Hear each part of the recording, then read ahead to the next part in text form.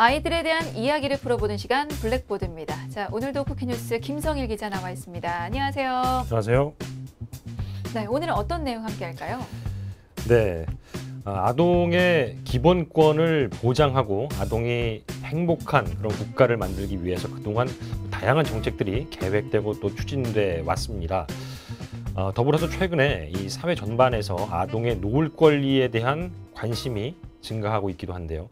실제로 아동이 어떻게 놀고 있고 또 무엇을 원하는지 알아보는 일은 아동의 놀 권리 증진을 위한 중요한 첫걸음으로 보는 시각이 큽니다. 이 부모 세대에 비해서 놀이 공간이나 시간 또 놀이 대상 면에서 제약이 좀 많아졌는데요. 현 시대에서 이런 시대의 유아와 초등 저학년 아동들에게 우리 사회가 어떤 환경을 제공해야 할지 함께 고민해 볼 필요가 있겠다 이런 생각이 들었고요. 오늘 관련 내용을 좀 살펴보도록 하겠습니다. 네, 알겠습니다. 아이들의 놀 권리를 놀 줄 모르는 어린들이 뺏고 있다라는 말이 있을 정도로 이 아이들의 놀 권리가 침해받고 있다는 지적이 나오고 있는데요. 자, 지금껏 아동의 놀이를 성인의 관점에서 바라봤다면 이 제대로 된 놀 권리 보장을 위해서는 이제는 아동의 관점에서 놀이를 이해할 필요가 있을 것 같습니다. 자, 지금은 논의되고 있는 아동 놀 권리 정책에 대해서 살펴보고 가도록 하겠습니다. 자, 먼저 놀이 개념부터 좀 짚어보도록 하죠. 놀이라는 건 어떻게 정의할 수 있겠습니까? 네, 이 놀이의 정의 그리고 뭐 특성은 그 관점에 따라서 좀 다소 차이가 있습니다. 하지만 이제 학자들은 공통적으로 이 놀이가 개인이 자발적으로 자유롭게 참여하는 즐거운 활동이라고 이야기하고 있습니다. 유엔 아동권리 협약에 담긴 휴식, 여가, 또 놀이, 오락, 문화예술에 대한 아동의 권리를 보면 놀이는 아동이 스스로 시작해서 만드는 활동으로 언제 어디서건 가능해야 하고 또 지속적으로 즐거움과 의욕을 주는 특징을 가져야 한다고 설명이 돼 있습니다. 네. 개인이 자발적으로 자유롭게 참여하는 즐거운 놀이. 정말 명쾌하게 설명이 되는 것 같은데요. 이 놀이를 제대로 이해하려면 어떤 요소들을 좀 고려를 해야 할까요? 네. 미국의 놀이학회가 있습니다. 이 놀이학회의 그 유명 학술지 편집인인 심리학자 스콧 이블에 따르면 개인의 놀이가 사회적, 심리적, 또 역사적 맥락과 함께 유기적인 관계로 얽혀 있고 또 아동의 놀이를 제대로 이해하기 위해서는 놀이 대상이라든가 놀이 시기, 또 놀이 공간과 같은 이런 환경적 요인을 고려해야 한다고 이야기를 하고 있습니다. 네, 그렇군요. 사실 이렇게 놀이, 그러니까 노는 것 그 자체도 중요하지만 누구랑 언제 어디서 노는가 하는 이런 환경적인 요인 역시 고려해야 할 부분일 텐데요. 역시나 먼저 짚어야 할 부분이 아이에게 있어서 이렇게 그 놀이 자체가 주는 중요성에 있어서는 부정을 할 수가 없는 거죠. 그렇습니다. 유아기 그리고 학령기 초기는 그 다양한 놀이가 좀 활발하게 이루어지고 놀이를 통해서 많은 것을 배워나가는 그런 시기인데요. 각 연령에 따라서 놀이 특성과 또 권장 놀잇감의 특성이 다르게 나타나기 때문에 그에 맞는 이 놀이가 또 필요하겠습니다. 네, 각 연령별로는 어떻게 다릅니까? 네, 먼저 2세 아동은 각종 재료를 이 손으로 만지면서 그 느낌을 갖는 것과 같은 그 감각 놀이에 흥미를 갖습니다. 또 소근육 발달과 더불어서 대근육을 쓰는 놀이를 특히 더 선호하고요. 그 시기에는 이제 독립성과 자율성이 강해지면서 스스로 놀이를 이끌어 나가려는 그런 의지가 강하게 일고 있는데요. 이런 특성이 놀이에서 반영된 것으로 볼 수 있습니다. 네. 그러면 그 시기에는 어떤 놀이가 필요할까요? 네, 2세에 권장되는 놀잇감으로는 대근육의 발달을 돕는 그네라든가 사다리, 평행봉, 또 뭐 블록 등과 같은 감각적인 탐색을 지원하는 점토, 물감 등이 있습니다. 네, 그러니까 만 2세 시기에는 그 감각놀이와 함께 대근육을 쓰는 놀이가 선호가 되는군요. 자, 그러면 3세는 또 2세와 다르겠죠? 그렇습니다. 이 3세 놀이의 가장 큰 특성이랄까요? 상상놀이의 그 발달로 인해서 다양한 역할극에 흥미를 보인다는 점입니다. 2세 때에 그 비해서 또래와의 관계가 발전을 하게 되는데요. 또래를 초대해서 역할놀이를 하면서 주변 환경에 더 많은 관심을 갖게 되죠. 그래서 이 연령에서는 사실감이 있는 역할극을 위해서 필요한 소품, 뭐 예를 들자면 뭐 성인 역할을 위한 성인 옷이라든가 병원놀이, 뭐 화장품, 그런 것들을 꼽을 수 있겠습니다. 네, 네. 2세와 3세 참 한 살 차이지만 많이 다른 것 같은데요. 뭐 네. 그만큼 유아기 때 급변한다는 거겠죠. 자, 그러면 4세는 어떻습니까? 이 4세는 소근육 발달이 이루어지거든요. 이때 난이도가 있는 만들기가 좀 가능해집니다. 그 상상한 것을 이제 모형으로 만드는 과정 중에 계획을 수정해서 창의적인 만들기를 이어갈 수 있게 되죠. 성인과의 동일시 경향이 좀 강해지면서 남성과 여성의 역할을 구분하고 놀이의 일을 좀 반영하면서 놀기도 합니다. 그럼 4세를 위한 놀잇감은 어떤 것들이 있습니까? 네, 이 사회적 사고 작용을 촉진하는 뭐 동화책 읽기 등이 있고요. 또 아동이 습득한 기술을 이용할 수 있는 놀잇감이 좋은데요. 바느질 도구라든가 목공 도구 이런 것들을 좀 추천할 수 있겠습니다. 그렇군요. 네. 그 다음이 이제 초등학교 들어가기 전 만 5세가 되겠는데 그때가 되면 또 어떻게 달라질까요? 네, 아동이 이제 5세에 이르게 되면 논리적인 사고가 가능해집니다. 또 타인과 협력하는 경향이 두드러지게 나타났는데요.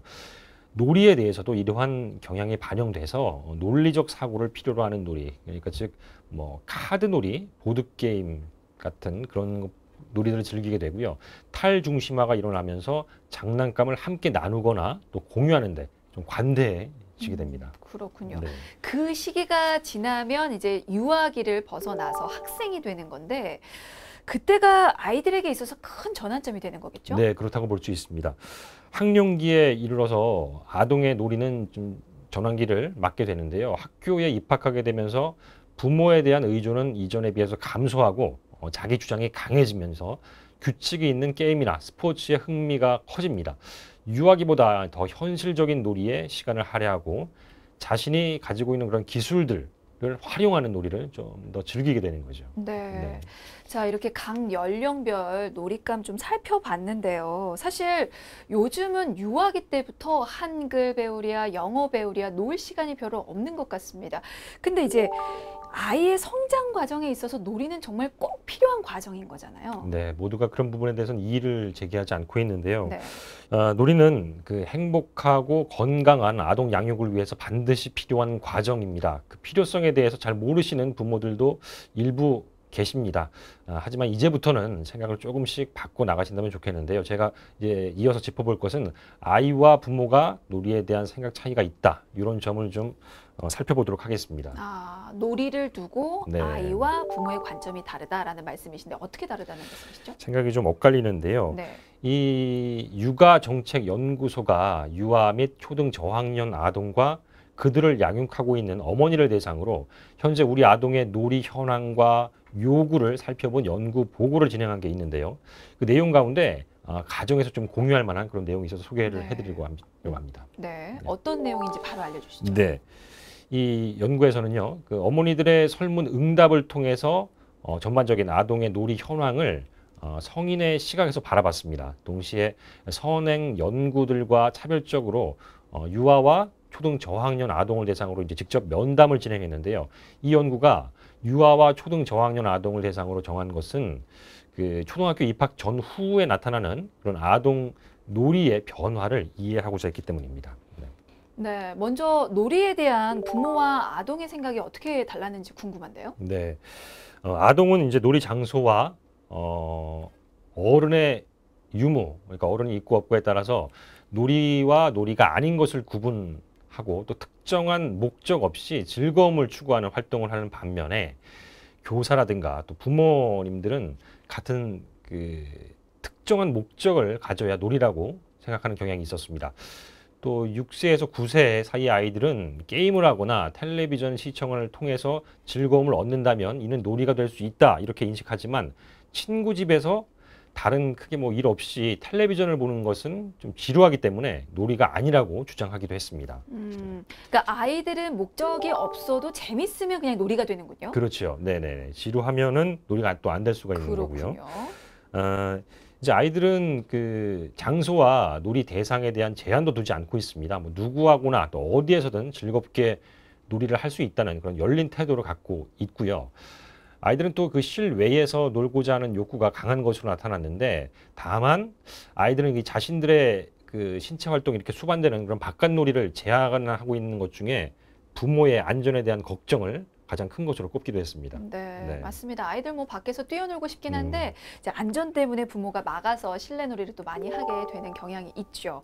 혹시 참고할 만한 다른 내용이 있는 더 연구 결과가 있습니까? 네, 이어서 그 초등학생과 그 부모를 대상으로 국내에서 이제 실시한 설문조사에서 아동은 자유를 놀이라고 생각하고 부모는 즐거움을 놀이라고 응답한 비율이 가장 각각 높았습니다.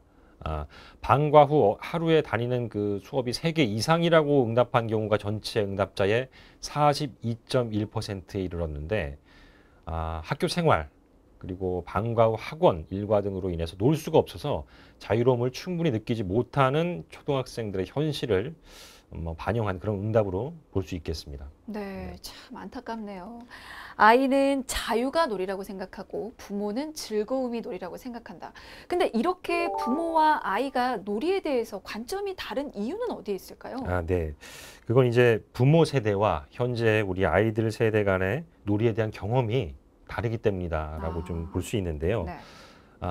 실제로 이제 부모 세대는 자신들이 초등학생이었을 때 매일 1시간 이상 나가서 놀았던 경우가 68.6%에 달했지만 우리의 자녀들은 20.7%에 불과한 수준에서 이제 매일 1시간 이상 나가서 놀 수 있다 이렇게 답을 하기도 했습니다. 네. 차이가 크죠, 예전이랑. 그러네요. 네, 사실 부모가 자라던 세제가 불과 30년 전인데 그렇습니다. 네. 그 사이에 정말 세상이 많이 변했고 네. 그야말로 세대 차이가 느껴지는 것 같아요. 그렇게 볼 수 있는 거죠. 네.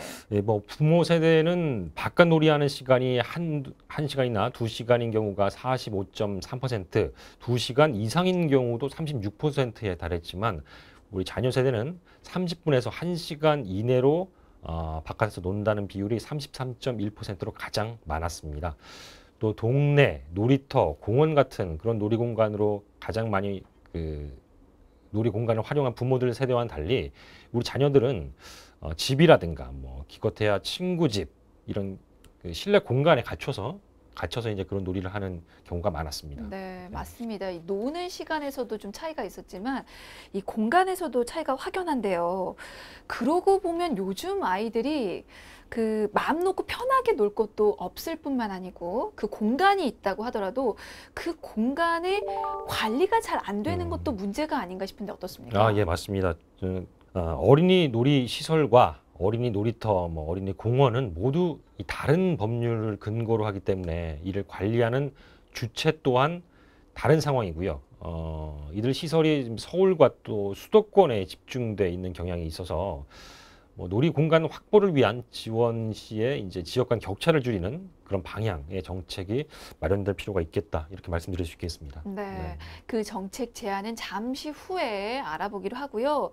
다시 이야기를 이어서 해보면 아이들 놀 공간이 부족하다 보니까 아이들이 집 밖에서 놀기보다는 집에서 컴퓨터나 뭐 휴대전화를 이용해서 노는 시간이 늘어나는 경우가 정말 많잖아요. 그렇습니다. 뭐 저희 아들 같은 경우에 네. 봐도 그런데요. 뭐 유아, 초등 저학년의 미디어 또는 뭐 인터넷 이용 그 놀이에 대한 위험성을 재조명하기 위한 그런 실태 결과 보고가 있는데요. 유아의 그 하루 평균 총 미디어 이용 시간은 2시간 47분, 또 초등 저학년 아동의 경우 3시간 6분으로 나타났습니다. 이건 주중과 주말의 총 그 하루 놀이 시간의 평균값 절반 정도로 긴 시간이라고 확인이 됐습니다. 그러면 유아와 초등 저학년 아동이 네네네네. 주말과 주중 놀이 시간 절반 정도를 그러니까 미디어와 그렇죠. 인터넷을 이용해서 논다는 말씀이시죠? 네네. 아주 큰 부분을 차지하고 있는 건데 네. 사실. 이상한 건 이 어머님들은 이제 자녀에게 놀이 그 목적으로 스마트폰이라든가 뭐 태블릿을 이용해서 미디어와 게임을 하게 하는 것이 자녀의 성장에 좋지 않은 영향을 미친다는 의견에 상당히 동의했다는 겁니다. 그랬음에도 불구하고 실제 아동의 놀이는 전자 매체에 상당히 의존적이다. 뭐 그런 의존적인 경향을 보여주는 그런 사례가 적지 않은 거죠. 네. 그러면 부모가 그렇게 걱정을 하고 있더라도 네. 아이들이 그 시간을 즐겁다, 좋다라고 여긴다면 그렇게 인터넷과 미디어를 활용한 놀이 시간을 네. 길게 해도 괜찮은 걸까요? 이게 참 생각해 볼 문제인데요. 네. 아동이 자유롭고 또 즐겁게 즐길 수 있다. 그렇다면 아동의 놀 권리 보장을 위해서 권장해도 괜찮은 놀이인가에 대해서 의문은 사실 남아 있습니다. 이를 연구한 전문가들은 아동의 미디어 및 미디어 인터넷 그런 이용이 보편화되고 있는 현 시점에 바람직한 그런 매체 활용 방안에 대해서 다각도로 좀 논의할 필요가 있다고 강조하고 있습니다. 미디어 이용에 따른 그런 부작용은 놀이 공간이라든가 뭐 대상, 놀이 시간이 전체적으로 부족하기 때문에 좀 심화되고 있는 문제라고도 볼 수 있습니다. 네, 네네. 사실은 네. 세상이 좋아졌다고는 하지만 음. 아이들 놀기에는 전혀 좋아진 세상은 아닌 것 같습니다. 정말 놀이 공간이나 놀이 대상, 놀이 시간이 턱없이 부족한데요. 이 많은 놀이 환경들이 서로 얽혀서 놀이에 제약을 두는 게 아닌가 그런 생각도 들어요. 맞습니다. 특히 초등 저학년 아동은 방과 후 그 사교육 시간이 증가함에 따라서 놀이 시간이 줄어들 수밖에 없죠. 그런 경험이 흔하고요. 또래 친구들과 일정을 맞추기가 어렵다 보니까 또 놀이 친구를 되찾기도 좀 어려운 상황이고요. 또 맞벌이 가정의 경우 부모와 함께 놀이할 수 있는 시간이 뭐 부모 퇴근 후 또는 뭐 주말에 한정돼 있는 부분도 있고요. 놀 시간이 있고 함께 놀 상대가 있다고 해도 뭐 아동 친화적인 공간이 원천적으로 좀 부족하고 이로 인해서 아동들이 이제 바깥 놀이가 제한되고 있는 상황들이 계속 반복이 되고 있는 거고요. 놀이 시간, 공간, 대상은 밀접하게 이렇게 연관성을 갖고 있는데요. 이렇게 세 가지 요소가 부족해서 생겨나는 상호작용이 유아라든가 초등 저학년의 미디어 또 인터넷을 이용한 놀이 증가에 영향을 미칠 수 있다는 것을 좀 간과할 수가 없겠습니다. 네, 그 외에 다른 또 기억할 점이 더 있을까요? 네, 좀 추가하자면 그 국가 차원에서 아동의 놀이 권리에 대한 정책적인 관심이 제고될 필요도 있고요. 또 놀이는 그 아동의 건강한 발달을 위해서 반드시 필요한 요소지만 우선순위에서 밀려서 간과되기 쉬운 특성을 또 갖고 있기도 합니다. 가정 내에서 개인의 노력뿐만 아니라 국가 차원에서 이런 아동의 권리와 함께 놀 권리에 대한 노력이 필요하다고 할 수 있고요. 더불어서 가족 친화적인 놀이 환경이 조성이 돼야 하는데요. 이 주 놀이 대상이 가족인 유아와 초등 저학년 아동에게 놀이할 부모를 가정으로 이렇게 돌려주는 그런 일은 아동의 놀이 환경 조성에서 반드시 고려해야 할 사양이라고 꼽을 수 있겠습니다. 또 이제 아동의 행복과 즐거움뿐만 아니라 가족 구성원 모두에게 행복과 즐거움을 제공하는 그런 방향으로 진행이 돼야 할 텐데요. 아동의 놀 권리를 위해서 부모의 행복과 여가를 포기하는 방향이 된다면 아동의 직접적인 행복과 놀이 질 개선으로 연결되기가 어려워질 수 있기 때문입니다. 자, 오늘 블랙보드는 아이의 놀 권리라는 주제로 진행해봤습니다. 지금까지 쿠키뉴스 김성일 기자였습니다. 고맙습니다.